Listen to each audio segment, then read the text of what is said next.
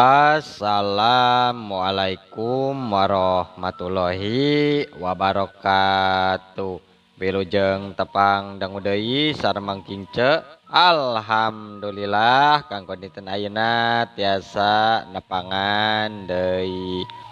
Satacana dipedar itarios simkuring anuhunkeun kanutos like, komen sareng subscribe-na nya hatur nuhun. Atuh di mana wae ayeuna mugia dipaparinan kesehatan sareng dilancarkeun dina sagala rupina nya mohon. Masih nyarioskeun akibat muja ka jurig bagian ka 15 nya mohon. Ye karya Mang Nyalira sunaos basajan oge atuh mudah-mudahan wae janten hian. Laju ditenden di luhur meja sina dibuka sarta diilikan eusina ku Mang Diman nya hapok harita juha mere eta bungkusan tea kanu jadi budak Mang Diman. Masihan ti akang cek juha bari ngasongkeun dahareun ka Jang Ito nya ku Jang Ito teh gancang ditarima sedengkeun Mang Diman mah ukur ngareret bari nganuhunkeun ka juha. Mangga gara buka koperna Mang Diman tingali bisi aya nu kurang artos teh cek juha nitah ditinggalian duitna bisi aya nu kurang nya teka leket Mang Diman teh jepret muka kunci koper nya katingali duit barerem mani ngentep gepokan saliwat oge ku Mang Diman geus bisa kahitung duit teh memang moal kumaha Mang cek juha deui bari neuteup antep ke Mang Diman. Atos Jang Uju ya atos teh mal kirang titeu berti terus nah hitung deui kitu Mang yakin kaya dina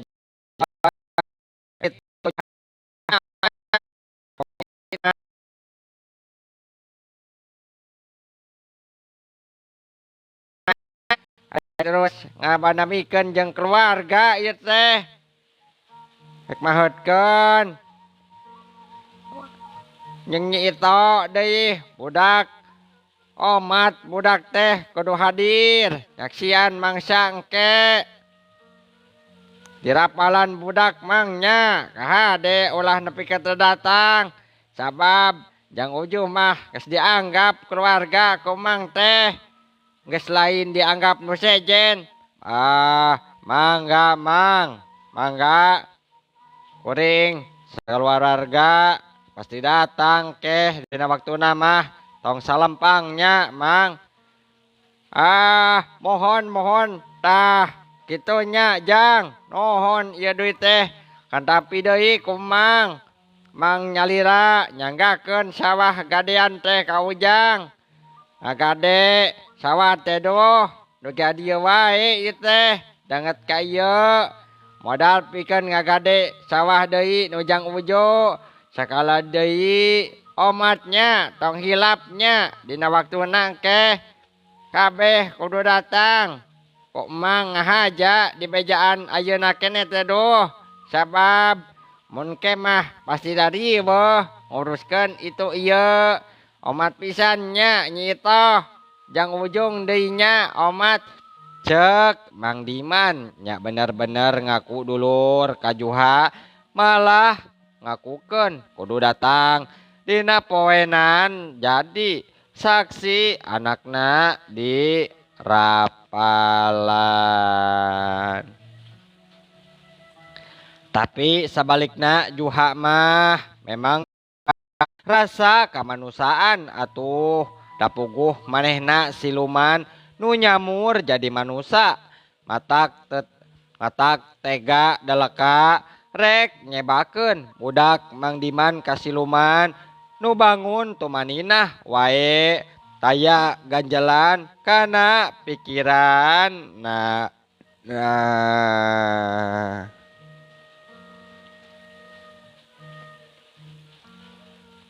Tapi ketang tong boroning pangkat siluman atuh bet manusia oge nu dikawasa ku hawa nafsu geus pemikiran rasa kamanusiaan deui estu mentingkeun keneh diri sorangan nya ceitoh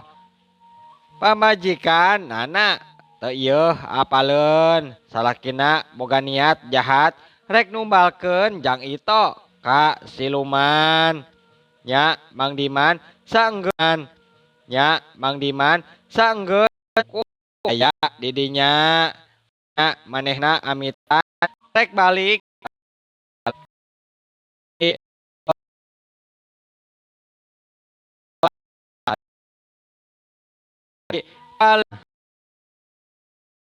nya ningali kitu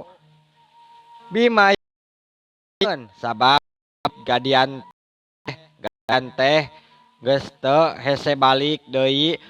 maya mah saterusna baradami ngeunaan kumaha darancang saterusna mangsa acara hajatan nu bangsa nu bakal lumangsung bulan hareup.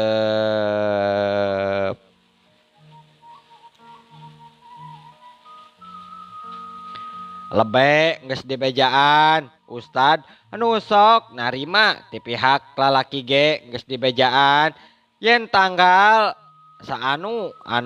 cenah omat tong waka narima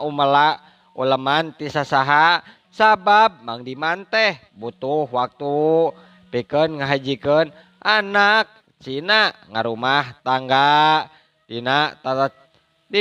tata cara luyu jeung pituduh sunah Rasul.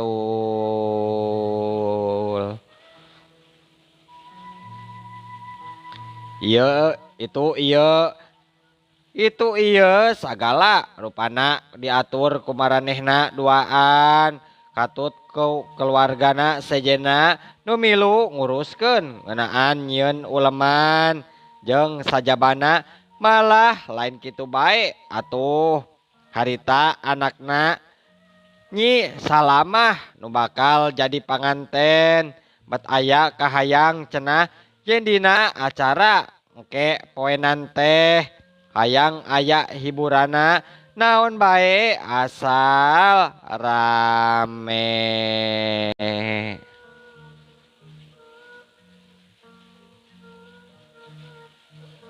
Nyi salamah teh boga duit leuwihna keur hiburan pamere ti calon salakina anu sarua hayang aya hiburan nana acara rerendengan jeung kabeh tetela nyatujuan kana kahayang Nyi salamah ngan hanjakal atuh dina poe harita kaayaan jang ito nuker kaancam bahaya kaselamatan jiwana teu kaperhatikeun ku kabehanana oge sabab sibuk manehna ngurus-ngurus kaperluan mangsana engke hajat.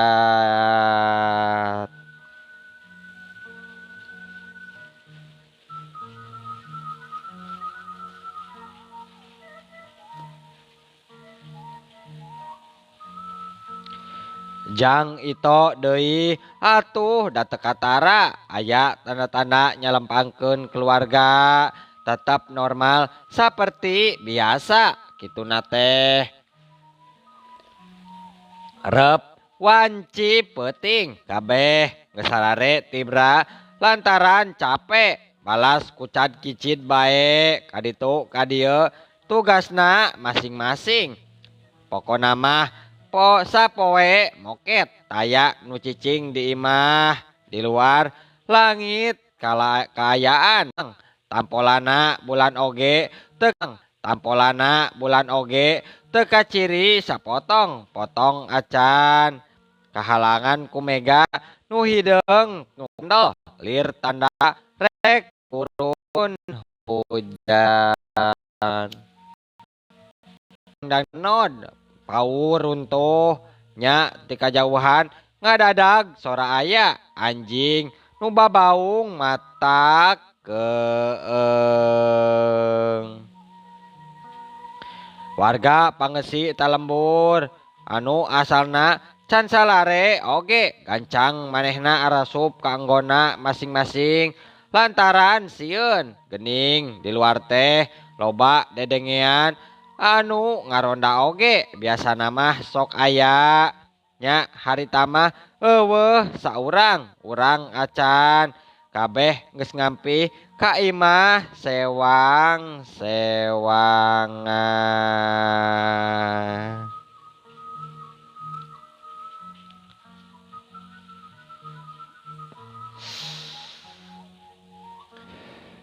Ker kitu ti kaanggangan kadenge aya sora delman asup ka pilemburan kudana disada hehieman mungguh mata kukurayeun nu ngadengekeunana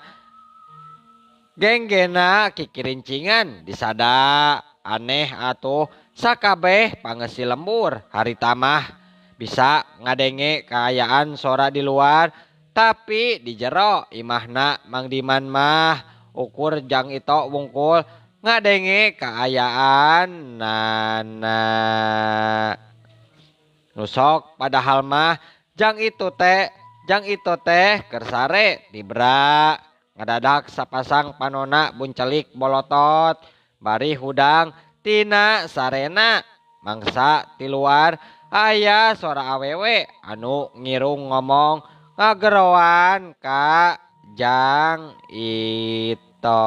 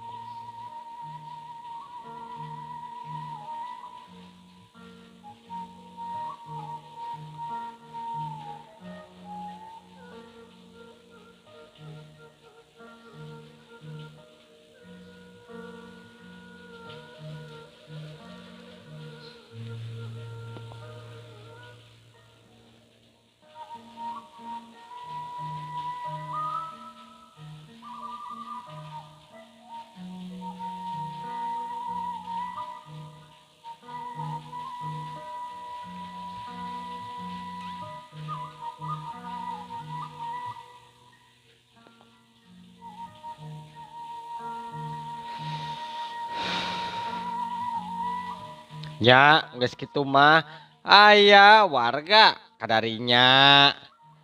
pek marinya tumanya kanu di jero.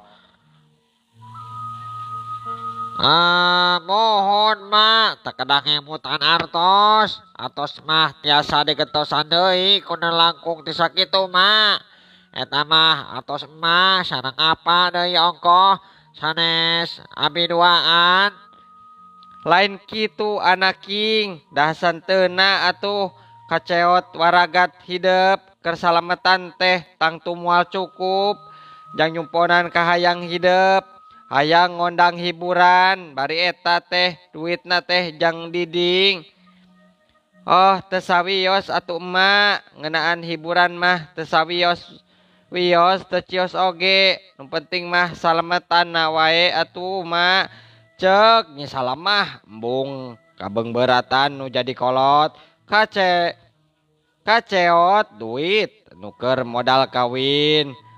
mual jadi hitungan sabab dipake mulasara adik sorangan anak indungna keneh jeung mual salah deui jang diding sama pamadagan jeung nyi salamah. Mohon mak mohon teu kenging kemutan hiburan ayeuna mah anu penting abdi duaan teh salamet wae ke dina waktosna. Cek bi Maya berat gantian nana maksud nama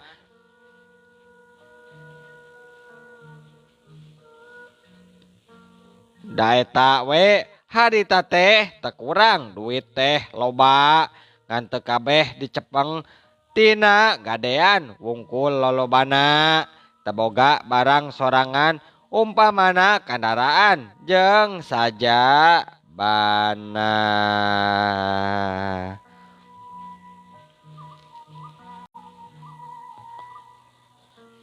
Teboga barang sorangan umpamana kendaraan tempat jeung sajabana anu disebut beunghar jegut teh can nepi kur kahirupan Mang Diman mah malah disebutkeun kaayaan sabenerna mah pas-pasan ukur ngaranna beunghar tapi tara daek meuli barang sorangan teu hayang meuli sawah teu hayang meuli tanah teu hayang meuli kendaraan tuning tarabitaan cukup wae wungkul eusi beuteung jeung awak kabajuan gitu prinsipna Mang Diman mah dina ngadidik rumah tangga. Nya aya alusna kitu teh tapi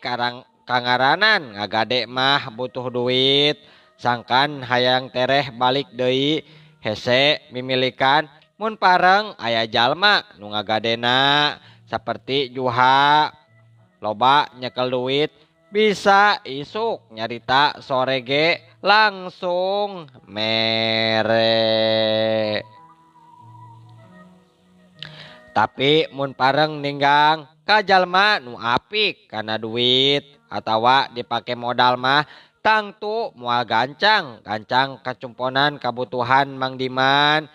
Nya keur kitu teh Mang Diman rumenghap hatena jol seseblakan wae jeung ratug tutunggulan pikiran teu daek tenang pok nyarita ditujukeun ka pamajikanna dibarung ku narik napas panjang. Akang mah isukan rek nempukan deui si Uju kalemburna sabab akang duka teuing kunaon yeuh maotna anak urang teh yeuh hate bat ngait bae ka si Uju ceuk Mang Diman bari ngemu ka keheul tapi teu bisa ngendalkeun. Ari Bimaya mah ngadon silih teuteup jeung anak katut calon minantuna terus netep antep ka salakina dibarung jeung heran kunaon salakina bet nyarita kitu. Maksud akang teh kumaha atuh Kang naha bet aya pikiran kitu naon hubungan nya Mang Diman mah jigana bae embung waka batus ayana pamaksudan nana kanu jadi pamajikan jeung tematak hade deui kudu nyarita dihareupeun calon minantuna. Ayeuna mah tong waka tatanya wae engke bakal apa sorangan lah sabab ieu hal masih jadi pinimbangan akang kudu leuwih asak dina nangtukeun sikap nyai ulah waka aya nu sejen nyaho nya kaayaan maksud akang teh ayeuna nu sabenerna kitu tah nya kajeun ari kitu mah Kang satadina wae kami mah panasaran kunaon akang bat nyarita kitu atuh. Leuwih hade mah jog ayeuna mah gelas sadare wae geus peuting kieu teh pan keun akang mah tinggalkeun di dieu we sorangan ceuk Mang Diman ngajak ngadon ngajurungkeun sare ka anak pamajikan nana. Heug atuh Kang ari kitu mah kuring teu heula nya rek sare Nyai hayu atuh Nyai Gerasare ujang kamarna tos dasadiakeun ku emma tuh di ditu. Mohon mak, nuhun. Geus kitu mah Bimaya terus merunggon tempat sarena sakamar jeung Salamah sedangkeun Jang Diding mah muru kamar tempat Jang Ito ari sare ninggalkeun Mang Diman nu tuluy wae ngajentul di tengah imah sorangan bari ngumbar lamunan.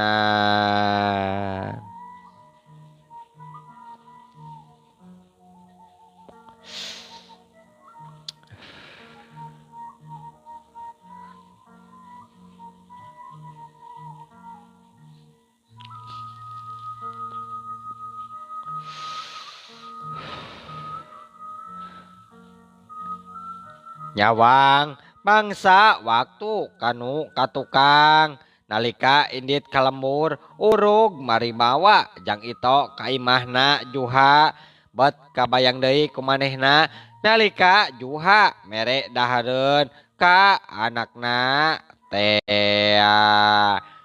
Moal kitu maotna anak aing teh aya hubunganna tidak dahareun anu dibere ku si Uju kada sugan karacunan anak aing teh meureunnan ku eta dahareun. Aya wae ceuk Mang Diman hatena bet terus galecok wae ngomong sorangan bari timbul rasa curiga jeung sangkaan goreng boa-boa anakna teh karacunan tina dahareun pamere Juha basa eta.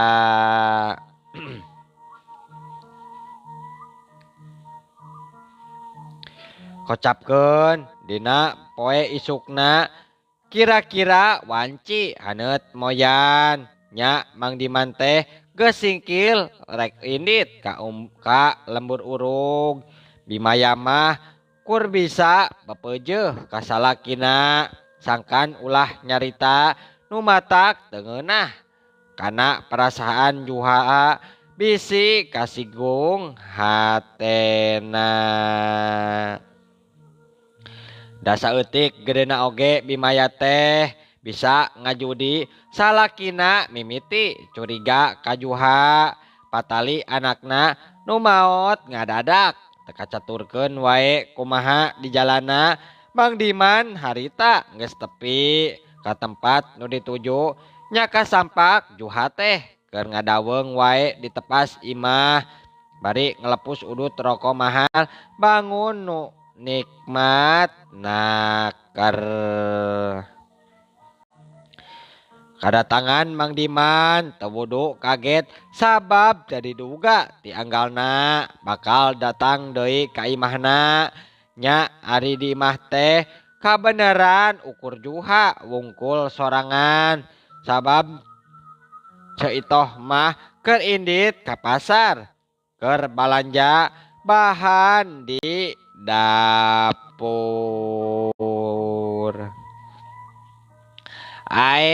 Mang Diman geuningan eta teh kabeneran sok Mang ka dieu Mang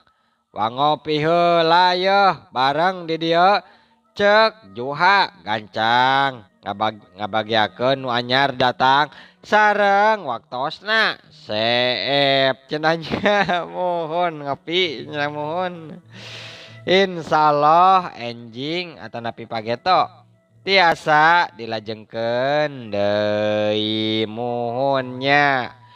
Mangking ceuk ngaturkeun wabillahi taufik wal hidayah. Wassalamualaikum